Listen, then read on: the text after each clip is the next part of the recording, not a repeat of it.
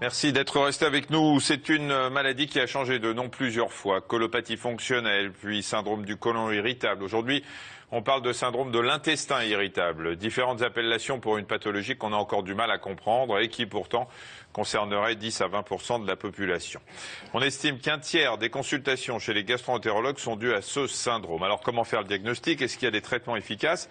Est-ce qu'il faut avoir recours à la chirurgie? On va essayer de répondre à tout ça. Oui, et avec nos invités, mais avant, quelques explications anatomiques. Dans ce syndrome, l'intestin, en fait, devient hypersensible et présente une activité irrégulière au niveau de sa paroi. On va regarder que ça n'est pas si simple que ça. Un intestin, on a l'impression que c'est juste un tube, mais ça n'est pas vrai. L'intestin, c'est évidemment ici intestin grêle autour le côlon. On va vous montrer ça, que j'arrête au bon moment. Voilà, qu'est-ce qu'on a en fait? Donc là, c'est la lumière de l'intestin, c'est-à-dire que les aliments se retrouvent à l'intérieur ici. Et en fait, on a l'impression qu'il n'y a que ça, pas du tout. Il y a autour, regardez ce qu'on vous a schématisé ici, des cellules musculaires, au milieu des terminaisons nerveuses. Et quand ces fibres se contractent, eh bien, elles vont permettre la progression des aliments. Dans ce syndrome, il arrive qu'à certains moments, ces fibres musculaires se contractent et se relâchent trop rapidement. L'intestin n'a alors plus assez de temps pour réabsorber l'eau qui est contenue dans les aliments. Le résultat, c'est la diarrhée. À d'autres moments, les contractions sont au contraire plus lentes ou plus faibles que la normale, ce qui entraîne cette fois-ci une constipation avec des douleurs. Et cette irrégularité dans l'activité intestinale provoque également une accumulation de gaz et de ballonnement. Ici, c'est une radio qui a été colorée, parce que vous savez que la radio, c'est toujours en noir et blanc. Mais vous voyez ici qu'il y a une dilatation de la partie terminale du côlon. L'intestin est distendu, notamment ici au niveau du rectum. Il peut aussi y avoir des crampes ainsi que des douleurs abdominales. On l'a dit, on ne connaît pas les causes du syndrome de l'intestin irritable. Alors parmi les hypothèses, on soupçonne une irritabilité du système nerveux qui contrôle les contractions des intestins et puis également un problème de flore intestinale. On va voir tout ça avec notre expert, le professeur Stanislas Prulet-Desvaran, qui est gastro-entérologue et directeur de l'Institut des maladies de l'appareil digestif à l'Hôtel-Dieu de Nantes. Bonjour. Bonjour. Et on accueille Annette Faure. Bonjour Annette. Bonjour. Alors vous, pas de chance quand même, vous souffrez depuis l'âge de 20 ans. Tout à fait. C'est ça? Oui. Et alors c'était... vous pensez que c'est suite à une infection intestinale, c'est ça? Oui, une hépatite A Oui. suivie effectivement d'une infection intestinale et voilà. Depuis et depuis l'horreur. Et alors depuis ce dont on parlait, des moments calmes, des moments de crise, c'est comme ça? Oui, des moments calmes, au moment de, je sais pas, j'ai eu 3 grossesses, effectivement, moments calmes, mais j'ai l'impression qu'en vieillissant, ce que je disais tout à l'heure, ça devient chronique. D'accord, et les crises se manifestent comment? Alors pour moi, c'est particulièrement des douleurs, diarrhée, des ballonnements. Ouais. Un inconfort permanent. Tout voilà, mauvaise digestion, lente, douloureuse. Enfin, tout ce que vous avez pu lire et ce que vous connaissez sur l'intestin irritable. Est-ce que vous êtes sensible à certains aliments? Oui, alors absolument, ça va être tout ce qui est chou, tout ce qui est féculent, boissons gazeuses, épicées. Enfin, ça limite, ça limite beaucoup l'alimentation. Vous avez fait une enquête ou vous vous êtes rendu compte finalement j'ai pas eu besoin d'enquête. Voilà, je suis mon propre témoin. Vous n'avez pas de problème. On va voir comment vous êtes prise en charge. On va répondre à quelques questions. Pierre nous dit qu'il demande si avoir des diarrhées subites pendant ou après un repas ou à cause d'une contrariété, est-ce que ça peut être un symptôme? C'est un élément qui est assez en faveur d'un syndrome de l'intestin irritable. Et là, dans le cas présent, peut-être plus en faveur de ce qu'on appelle une diarrhée motrice, vous voyez, qui est directement liée à la prise alimentaire, avec la conséquence immédiate, une diarrhée. Le stress, ça joue sur vos crises? Ah oui, énormément. Mais alors, le stress joue sur mes intestins, mais mes intestins jouent sur mon stress. C'est-à-dire C'est-à-dire tout bonnement et simplement, quand je suis stressée, j'ai mal aux intestins, mais d'avoir mal aux intestins, ça me stresse. C'est assez logique. C'est invalidant. C'est tout le principe de ces deux cerveaux. Vous savez, maintenant, on parle des deux cerveaux, du cerveau central et du cerveau digestif. Et vous l'avez décrit sur votre image, là, avec le système nerveux entérique, qui est très relié et directement lié. Donc les conséquences de l'un vont vers l'autre et vice-versa. On va revenir là-dessus dans le reportage. Alors on va rappeler les symptômes d'un côlon irritable. Alors on va parler de côlon irritable ou intestin irritable. C'est mieux de dire intestin. Intestin, c'est plus large. Mais là, ça c'est touche des tout. spectateurs qui me disent ça. Les diabétiques sont-ils plus sujets à ces irritations? Samia qui nous appelle d'Algérie. Pour rester en définition anatomique, quand vous dites intestin irritable, l'intestin commence juste même l'estomac en fait partie, mais ça commence, disons, à la sortie au duodénum. L'intestin l'intestin grêle, et ensuite le côlon, le rectum, toute cette partie-là, il y en a 7 mètres, donc les 7 mètres vraisemblablement plus, parce que finalement, on devrait dire tube digestif irritable. C'est sans doute donc plus de largement... la bouche à l'anus. Pratiquement, voilà. On peut avoir un anus irritable. Sans doute. Un lien avec le diabète ou pas? Alors, un lien avec le diabète, par la neuropathie qu'il induit, on sait très bien qu'il induit des neuropathies, va altérer le fonctionnement du tube digestif et on va avoir des troubles de la motricité, notamment des retards de la vidange gastrique, un intestin grêle qui fonctionne mal. Donc oui, très clairement, il y a un lien. On va venir au traitement, tout ce que vous avez eu, mais la première chose que vous dit le médecin quand vous avez commencé à consulter pour ces symptômes, c'était quoi? Psychosomatique? Ah ben voilà, il y a une quarantaine d'années, on va dire, voilà, c'était maladie imaginaire, psychosomatique, et ça a évolué. C'est pas pareil. Syndrome, maladie imaginaire et psychosomatique, c'est pas pareil. D'accord. Alors on a commencé par maladie imaginaire, on va dire, hein, et puis après psychosomatique, et maintenant c'est vrai que c'est, pour la plupart des gastroentérologues, mais pas pour la plupart des médecins, c'est reconnu comme une maladie. C'est ce que vous dites, Annette, mais Thierry nous demande si ce syndrome est-ce que c'est pas une maladie encore peu connue, voire délaissée par les médecins généralistes. On ne parle pas des gastro. Est-ce qu'aujourd'hui encore, c'est un peu bon, ne cassez pas les pieds. Je ne veux pas en tant que spécialiste faire. Non, mais vous voyez bien les patients arriver. Mais je crois que ce qui est vrai, c'est qu'on a à changer notre regard, et tous, hein, notre regard sur cette maladie. D'abord, que considérer que c'est une maladie, ce qui n'était pas le cas. Mais ce qui est important pour les patients. Et ce qui est important pour les patients, c'est pas parce qu'on la comprend pas qu'il faut la négliger et la traiter par le mépris. C'est ce qui a été vraiment trop fait jusqu'à maintenant. Donc il y a vraiment besoin de changer le regard des médecins, du corps médical, et sans doute même de l'entourage, des familles aussi, qui ont trop facilement tendance à dire oh, ils ont leur douleur, etc. Et ton côlon. Voilà, c'est à peu près ça. Absolument. Oui. Donc vraiment, il faut changer le regard, il faut arrêter, c'est une vraie maladie. Alors on a beaucoup de mal à la démembrer, à comprendre exactement. On a bien progressé là ces dernières années. Mais justement, c'est le moment où il faut s'en occuper, il faut peut-être d'ailleurs mieux prendre les malades en charge, les entraîner, dans le bon sens du terme, dans les essais cliniques. C'est comme ça qu'on va progresser, qu'on va mieux comprendre et que tout le monde va y gagner. Thierry demande si on peut faire le diagnostic avec une coloscopie. Alors, la coloscopie ne va pas faire le diagnostic de syndrome de l'intestin irritable. Elle va s'assurer qu'il n'y a aucune lésion qui pourrait expliquer une symptomatologie. Alors, comment on fait le diagnostic? C'est clinique? Alors, c'est un diagnostic purement clinique, mais qu'on peut faire de façon positive.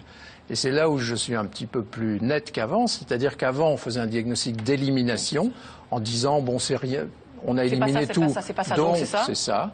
Et maintenant, on est beaucoup plus dans une stratégie qui reste sur les symptômes, mais qui est véritablement, qui s'appuie sur ces symptômes progressivement établis. On dit, c'est un syndrome de l'intestin irritable. On s'assure bien sûr qu'il n'y a pas d'éléments d'alarme, que là, qui ferait éliminer d'autres choses. Mais vraiment, vous voyez, la chose a changé un petit peu quand même. Juste, est-ce que ça veut dire quand on fait ce diagnostic, quand même, on fait une coloscopie pour vérifier qu'il n'y a pas quelque chose en plus? Non, pas systématiquement du tout. On l'a fait, bien sûr, si les sujets ont plus d'un certain âge et donc sont plus à risque d'autres choses ou s'ils ont des antécédents. Mais ce n'est pas systématique. Alors, plusieurs équipes de chercheurs s'intéressent à ce syndrome de l'intestin irritable. C'est le cas de l'équipe INSERM du CHU de Nantes, que vous connaissez un peu.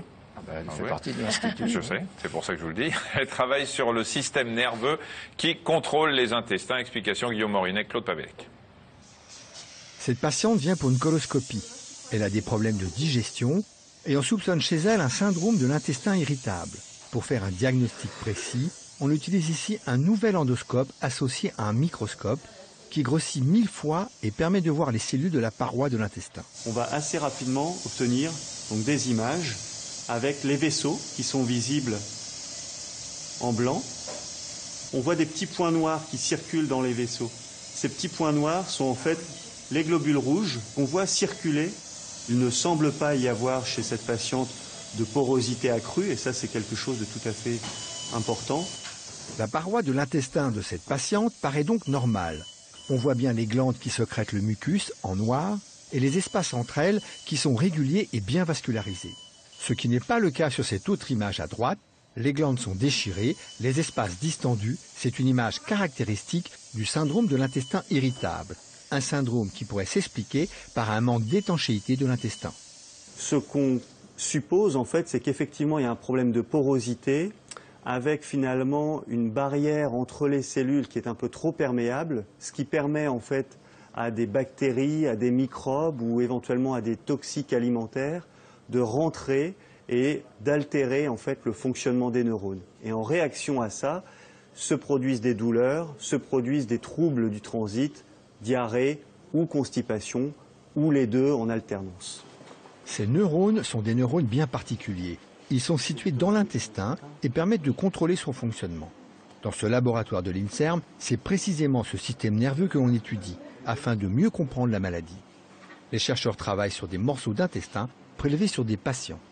Le petit fragment de muscle est tendu entre ces deux fils et ce dispositif va nous permettre de mesurer la contraction du tissu intestinal. Ce tissu est capable de se contracter cycliquement, même en dehors de l'organisme, une propriété étonnante liée à la spécificité de l'intestin. On a redécouvert que l'intestin comportait un nombre phénoménal de neurones, en fait 200 millions de neurones, c'est-à-dire autant que dans la moelle épinière, sauf qu'au lieu d'être organisé en tubes, en cordes finalement, c'est un réseau beaucoup plus diffus, comme une sorte de toile d'araignée qui englobe en fait l'intestin, qui fonctionne comme un cerveau. On parle de cerveau parce que c'est un système qui permet de contrôler des fonctions, de contrôler par exemple les cellules inflammatoires, de contrôler la vascularisation, de contrôler des échanges de liquides. Et c'est quelque chose qui fonctionne de façon même indépendante de d'autres systèmes nerveux centraux. C'est le nombre et la spécificité des neurones qui gèrent notre intestin qui ont fait penser aux chercheurs que l'on pouvait parler d'un deuxième cerveau. C'est lui qui serait en cause dans le syndrome de l'intestin irritable, une découverte qui pourrait changer l'approche de la maladie. Ça permet de mieux expliquer au patient qu'il a une vraie explication à ses symptômes. La deuxième raison, c'est sur le plan du traitement. L'idéal, ça serait de découvrir de nouveaux médicaments qui vont à la source du problème et qui vont rééquilibrer en quelque sorte le fonctionnement de ces neurones et améliorer les symptômes en traitant le mal au niveau de sa cause. Et des laboratoires pharmaceutiques s'intéressent déjà à ces découvertes en espérant mettre au point de nouveaux traitements pour cette maladie chronique de l'intestin. Quand je disais que le côlon n'était pas qu'un simple tube, c'est une évidence. Quelques questions avant de passer au traitement encore sur les symptômes. Dorothée demande s'il y a un lien entre la rectocolite hémorragique et ce syndrome de l'intestin irritable. Ah non, la rectocolite hémorragique est une maladie différente. Elle fait partie des maladies inflammatoires chroniques de l'intestin. Il faut bien les différencier. Ce sont deux grandes familles différentes. Encore un mot sur cette histoire de psychosomatique. On a bien vu là dans le reportage, on en a parlé, le tube digestif, notamment le côlon, est plein de nerfs, de récepteurs nerveux. Le psychosomatique, c'est aussi une façon qu'a le psychisme de déclencher des symptômes somatiques par définition, donc sur les organes. On peut parler de maladie psychosomatique sans dire vous êtes fou et vous inventez votre maladie. Oui, je pense que le problème c'est que le terme a été un peu dénaturé et parce que c'est pas faux qu'il y a une composante psychosomatique parce que vous l'avez expliqué. Le problème c'est qu'utiliser le terme psychosomatique en 2013 est très péjoratif et moi je préfère l'écarter de mon vocabulaire parce qu'il est mal utilisé. Mais dans votre raisonnement et dans ce que vous avez dit, c'est vrai que c'est tout à fait ça. On revient, il y a toujours encore une question sur les maladies inflammatoires de l'intestin. Comment faire la différence entre un côlon irritable et les premiers signes d'une maladie de Crohn ? Alors ça peut être une difficulté qu'on peut avoir au début, effectivement, et c'est là où il faut être très vigilant et il faut avoir un avis de spécialiste. Mais normalement, enfin dans la majorité des cas, on fait assez bien la différence. Quand on a un doute, c'est là où il faut quand même faire une coloscopie et des examens complémentaires. Qu'est-ce que vous n'avez pas eu comme traitement ? Parce que ça ira plus vite que... je les ai eus tous. Tous, voilà. Donc voilà, c'est pour ça que vous aille plus. Ça a commencé par quoi alors ? Écoutez, ça a commencé par le spasfon. Je sais pas si... Oui, antispasmodique, antidiarrhéique, anti-ballonnement, tout. Franchement, tout. Anti-intestin ? Ouais. En fait, vous avez alors ça serait pas mal, mais non, mais voilà, j'ai pris, je crois, tout ce qu'il y a sur le marché. Et l'éviction des aliments qui entraînaient. Absolument. Et je tiens quand même, parce que je suis là, à dire que c'est vraiment une maladie qui est invalidante parce que ça fait mal, parce qu'on souffre, et en plus parce que les personnes qui nous entourent ne comprennent absolument pas. Et ça, c'est dramatique. Est-ce que ça devient aussi, avec un peu de recul et très objectivement, une sorte d'obsession ? C'est-à-dire que partout où vous allez, vous vous demandez si vous n'allez pas l'avoir mal, par tout ce que vous mangez, tout ce que vous buvez. Bien sûr. Ben non, mais oui, je reconnais. Mais quand, oui, bien sûr, oui, c'est clair. Mais ça dirige votre vie, quoi. Bah, malheureusement, de temps en temps, oui. Et ça, c'est problématique. Et est-ce que vous avez tester des techniques comme la sophrologie ou quelque chose comme ça pour essayer La d'apaiser un peu? relaxation, Oui. les choses comme ça, oui, un petit peu. Qui apaise un peu? Ponctuellement. Actuellement. Oui. Thierry Dudban, quels sont les traitements donc, pour soigner ce syndrome? De quoi on dispose aujourd'hui? Alors, il y a pas, la difficulté, c'est qu'il n'y a pas un traitement, on le sait bien, et c'est plutôt une approche thérapeutique qui doit être en plus à la carte. Je crois qu'il faut vraiment patient. accepter. C'est pour ça que c'est difficile, parce que ça prend du temps. C'est peut-être la difficulté de cette maladie. Et donc, il faut avoir une approche sur les règles hygiéno-diététiques, sur le psychosocial, c'est-à-dire tout l'environnement, l'éducation thérapeutique, comme vous disiez, la considération de la maladie, et enfin sur la pharmacologie. Mais la pharmacologie, vous voyez, je la mets en dernier, D'accord. parce qu'elle est imparfaite, on le sait bien, mais c'est aussi parce qu'on l'utilise mal et on essaye d'emblée, si vous voulez, de mettre des médicaments en disant je vais régler ça. Et le problème, c'est qu'il faut aller plutôt dans l'ordre que j'ai donné. Alors, justement, si on commence par exemple par les règles hygiéno-diététiques, est-ce que c'est les mêmes, même si à la carte pratiquement pour chaque patient, ou il y a des patients qui ne vont pas supporter tel ou tel aliment et pas les autres? Alors c'est là où ça devient difficile parce qu'effectivement il y a une variabilité individuelle qui est très importante, mais il y a des grandes constantes. Oui. Hein. Il y a toujours toujours la même chose, le stress, le lien avec l'aliment. Mais même quand vous allez dans le lien avec l'aliment, la susceptibilité des individus est très variable face aux aliments. Donc vous n'avez pas une règle. Vous avez, après, une fois que vous êtes dans cette branche-là, à décortiquer ce qui vient avec tel et tel type d'aliment.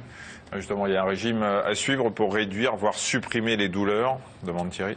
Il y a d'abord à identifier proprement chaque individu ce qui, chez lui, déclenche les symptômes. Parce que ça ne sera pas la même chose chez le voisin, ou pas tout à fait. Et ensuite, une fois identifié, c'est un peu plus facile. Beaucoup l'ont déjà fait. Puis il y a des grandes règles, il y a les édulcorants. Il y a beaucoup d'édulcorants dans ce qu'on mange maintenant, les friandises, les glaces. Donc il y a le mannitol, c'est ça? Oui, où il y a dans le les bonbons qui ont fructose, des dans faux le sucres. raffiné, il y a tous ces sucres, là, le sorbitol surtout, qui sont un peu partout. Et certains les tolèrent très mal. D'autres vont bien passer avec. Hein.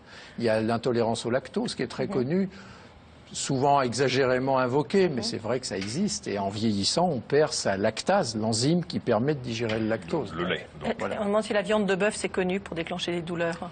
Non, habituellement, ce genre de viande, surtout si elle n'est pas grasse, n'est pas générateur de douleur. Alors si on passe au deuxième axe de votre démarche thérapeutique, qui est la relaxation, enfin, vous préconisez quoi justement? Le psychosocial. Mais vous préconisez aussi de la sophrologie, aussi des choses comme ça? Alors d'abord, je préconise rien. Non, mais j'essaye de j'entends voir bien. objectivement les choses. Et c'est vrai que les gens sont déçus. D'abord, ils sont déçus parce qu'encore une fois, on les écoute pas, on les considère pas. Ils sentent bien qu'une fois qu'on a écarté les choses graves, on les laisse aller. Après. Et on les laisse tout seuls. Donc c'est déjà l'écoute, c'est l'éducation thérapeutique. Et ensuite, c'est quand même toutes ces démarches que j'estime assez rationnelles. Et véritablement, quand les gens sont au bout du bout, ils vont se tourner inévitablement vers des choses moins classiques. Qu'on peut pas, de toute façon, on n'a aucun pouvoir là-dessus, mais il faut plutôt essayer de rationaliser, mais il faut reconnaître qu'il y a des expériences, notamment il y a des travaux, même maintenant avec l'hypnose, qui sont très intéressants. Il y en a même avec l'ostéopathie. Bon, C'est une question qu'on a. il y a des choses, si vous voulez, donc il ne faut pas non plus être fermé vis-à-vis de ça. Il faut accepter. Bon, nous, on est en échec, on ne peut rien dire. Donc, voilà. L'ostéopathie peut-elle donc aider à traiter le côlon irritable? Oui. Il y a des travaux qui sont intéressants, là, que j'ai vus récemment et qui vont être présentés à nos prochaines journées francophones à Paris, là, au mois de mars. Et alors, si on passe après au traitement, j'allais dire médicamenteux. Il y a le charbon avant les médicaments. Oui, le charbon activé. Le charbon activé, oui. Alors, il faut en prendre beaucoup. Parce que c'est un adsorbant des gaz. Donc, vous savez, comme on a quand même... on est des mammifères. On en prenait quand on était petit. Moi, Mais quand oui, j'étais mais- petit, quand j'étais petit, je sais pas, quand j'ai... apparemment, je devais être ballonné parce que je sais que mes parents... comme ça, mes parents me donnaient du charbon. C'était tout noir, ça rendait la langue toute noire. Hein, c'est Ça ça se donnait beaucoup il y a une certaine Ouais. période. Ah, c'est vrai, hein. Oui, oui. C'était très léger. C'est pas du charbon. Vous sucez pas des trucs de charbon. Hein. Ça se c'est- donnait beaucoup. Oui. Alors il faut en prendre avant, après le repas, plusieurs fois par jour, il faut en prendre oui, beaucoup. d'accord. Et c'est vrai que chez certains, ça aide bien, ça peut soulager. Et puis sinon, après, il y a toutes les règles, d'abord d'identifier les aliments qui font produire des gaz. Il y a aussi des gens qui ne s'alimentent pas correctement, c'est-à-dire qui vont trop vite, qui parlent trop vite, qui font plusieurs choses alors qu'ils s'alimentent. Bon, si vous voulez, il faut se discipliner un petit peu et essayer d'identifier tout ça. Il n'y a pas de médicament spécifique qui va agir. Non, c'est bien la difficulté. Vous avez pris du charbon? Oui, Mais elle a tout essayé. j'avais la langue noire. Ouais, vous aussi. Enfin, C'est vrai que c'est bizarre, hein. Oui. Ça avait une sorte de pâte. Ah oui, c'est pas bon du je me tout. souviens. Bon, enfin, non, bon. mais il y a quand même des médicaments qui aident les patients. On va Oui. peut-être pas rentrer dans le détail, mais on peut aller plus loin, mais il faut travailler avec le patient, c'est vraiment ça. D'accord. Et ça, c'est très important d'avoir une relation médecin Sûrement, oui. qui nous rassure, parce qu'on a besoin quand même d'être Comme dans toutes les rassuré. maladies psychosomatiques, finalement. Mais oui, bah oui, voilà. Il ne veut pas prononcer le mot, mais moi je le prononce pour lui. Et Non, mais voilà. d'accord. Et surtout que l'entourage prenne effectivement C'est sa conscience. conscience. Ouais, Ça, c'est Et important. parce que c'est vrai, tout le monde a mal aux intestins, donc voilà, oh, t'as mal au ventre, pauvre. T'écoutes pas, T'as fais encore mal au attention. ventre. T'as encore mal au Encore, ventre, oui, ouais. absolument.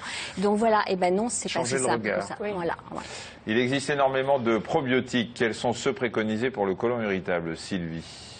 Alors les probiotiques, c'est très intéressant. Vous savez qu'on héberge ce qu'on appelle notre microbiote intestinal. La flore intestinale, les gens La flore intestinale, oui, pardon. Et que l'on peut modifier avec des probiotiques, vous savez, qui sont des micro-organismes non pathogènes, bien sûr. C'est et qui- Lactylus, bifidus, Voilà, par exemple, exactement. Mormolinus. Alors, le problème, c'est qu'actuellement, il y a beaucoup de résultats contradictoires, parce que sans doute, les flores sont très différentes. Enfin, pas sans doute, on le sait, elles sont très différentes. Et donc, là aussi, on va avoir une variabilité individuelle de réponse importante. On demande s'il y a plus de risques de développer un cancer du côlon. Ça fait peur à Florence qui souffre d'un syndrome de l'intestin irritable. Non, ça n'a pas été démontré, et il n'y a aucun argument pour le penser. La sclérose en plaques et le côlon irritable sont-ils liés? A priori, non, mais dans la mesure où la sclérose en plaques peut toucher des réseaux nerveux, bon, théoriquement pas sur les nerfs de l'intestin, mais sur ceux qui innervent l'ensemble du tube digestif, on peut peut-être avoir des choses, oui. Pour revenir sur ce que vous disiez sur les proches qui doivent être effectivement, qui doivent comprendre la réalité de la maladie, est-ce que ça veut dire que parfois vous recevez également les conjoints pour leur expliquer que c'est une vraie maladie? Alors c'est vrai que quand on suit une personne qui a un intestin irritable, c'est pas inutile d'avoir le conjoint une période, à un moment ou voire plusieurs fois, parce que je pense qu'on peut l'aider à aider son conjoint. Voilà, donc ils se comprennent mieux. Vos proches ont évolué dans ce qu'ils pensent de votre maladie ou pas? Oula. Voilà. Très bien, on va passer à la question Eh suivante. bien, alors. vous avez droit à un joker par émission, hein, vous savez. Ma fille de 8 ans a l'intestin irritable, elle a beaucoup de gaz incontrôlables et bruyants. Quelle est la solution? Les boules C'est réel déjà à 8 ans? Alors ça existe. Ah oui, les douleurs récidivantes de l'enfant, les douleurs abdominales récidivantes de l'enfant, c'est très classique. C'est sans doute un syndrome de l'intestin irritable. Comme ça, on ne peut pas faire des Mais ça diagnostics. existe chez l'enfant? Et ça existe chez l'enfant, oui, oui, c'est assez répandu. Hein. Et il y en a qui passent à l'adolescence. Vous pensez qu'on a déjà retiré des morceaux d'intestin chirurgicalement à des patients qui finalement ne souffraient que d'intestin irritable et pour lesquels ce n'était pas du tout l'indication? Enfin, vous savez comme moi qu'en médecine, tout est possible. Mais enfin, je crois... Non, quand même. J'espère que ça n'a pas été le cas. Non, mais pas volontairement. Hein. Je parle pas. Ah oui, oui. Je parle parce qu'à une époque, on n'avait pas de solution et qu'il y a des gens qui souffraient tellement qu'on leur enlevait une partie du côlon en se Oui, disant que ça allait alors, il y a régler le eu, problème. notamment dans les formes de grande constipation, il y a eu une tendance à faire ce genre de geste qui est extrêmement délabrant, mais qui se fait plus. Ça s'est un peu passé, c'est vrai, peut-être il y a une trentaine d'années. Vous voyez? Pour Oui, revenir- c'est vrai, non, mais j'ose pas. Pour revenir juste sur les symptômes, est-ce qu'il y a des patients qui n'ont que des épisodes de constipation ou que des épisodes de diarrhée? Est-ce que c'est Alors- vraiment très réparti, très... Oui, enfin, dans nos classifications, Oui. vous savez, on est obligé un peu de Oui, classer bien sûr. nos patients. C'est vrai qu'il y a les formes diarrhéiques, les formes constipées, puis ce qu'on appelle les formes alternantes, c'est-à-dire qui passent de l'un à l'autre. Et c'est vrai qu'il y a des profils très constipés, des profils très diarrhéiques, et il y a les deux. Il y a aussi des gens, encore une fois, qui vont de l'un à l'autre. Et dernière chose, est-ce qu'il y a des vomissements qui font partie des symptômes? Demande Non, Laetitia. les vomissements font pas partie du syndrome de l'intestin irritable. Bien, merci. Merci Annette. Merci. Beaucoup de... Je pense qu'après l'émission, votre entourage va être Oui, mieux informé. non, mais mon conjoint est très bien. Ah, bon, lui, Ouais, c'est un bon c'est point, ça va. alors. pas mal, hein. Lui, ça va. Vous allez choisir en même temps. hein. Absolument. Il y a des associations évidemment qui existent qui concernent ce syndrome. Pour pouvoir les contacter, vous allez sur www.allodocteur.fr et c'est aussi sur ce site qu'un chat commence, Michel. Voilà, avec notre invité, avec Michel Nunlis. Comment on l'appelle? Nunlis. Non-list. Nunlis. Quel drôle de nom. Nunlis. Non-list. Un Alsacien. Ah. fallait le préciser. Donc avec lui, en tout cas, il est directeur de recherche à l'INSERM et vous êtes tous les deux prêts à répondre aux questions que poseront les téléspectateurs donc sur allodocteur.fr de 15h à 16h. Demain, dans le Docteur, on répondra à toutes vos questions sur le cannabis. Et puis, un appel à témoins, Michel, pour finir.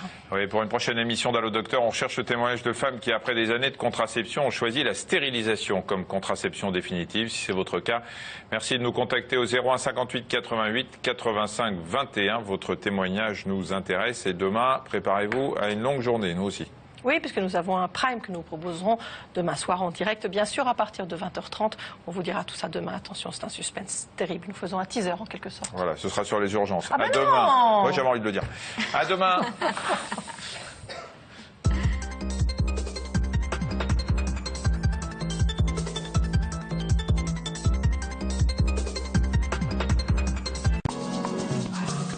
Plus d'infos santé dans Allo Docteur sur France5.fr.